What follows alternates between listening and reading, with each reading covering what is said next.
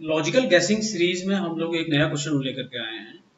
तो ये क्वेश्चन जो है 2018 के यूपीएससी के प्रिलिमिनरी पेपर में पूछा गया है कि निम्नलिखित पर विचार कीजिए: सुपारी, जौ, कॉफी, रागी, मूंगफली, तिल और हल्दी। अब नीचे ये बोल रहा है कि उपयुक्त में से किनके न्यूनतम समर्थन मूल्य की घोषणा आर्थिक मामलों की कैबिनेट समिति ने की है। अब मान लीजिए कि आपको नहीं आता है, तो लॉजिकल गैसिंग आप कैसे करोगे? कि मान लीजिए आपको नहीं पता है कि इसमें से कौन सी फसल ऐसी है जिनके लिए गवर्नमेंट ऑफ इंडिया जो है वो एमएसपी इशू करती है। तो अगर नहीं पता है तो आप कैसे कॉमन सेंस कैसे यूज करोगे? तो कॉमन सेंस में जैसे आप कोई ऐसी फसल देखोगे जो एमएसपी है, वो ऐसी फसलों के लिए जो डोमेस्टिक लेवल पर ज्यादा कंजम्पशन जिनका होता है वैसी फसलों के लिए होता है। निर्यात या एक्सपोर्ट वाली जो कैश क्रॉप्स होती हैं उनके लिए ना तो गवर्नमेंट के पास इतनी फिजिकल कैपेबिलिटी है कि वो उनके लिए एमएसपी इशू करे।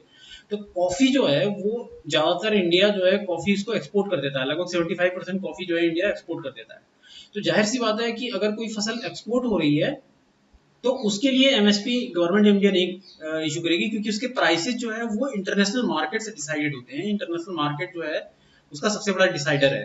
तो कॉफी अगर नहीं होगा तो आप इसमें से 3 को हटा देंगे तो आराम से आपको आंसर मिल गया।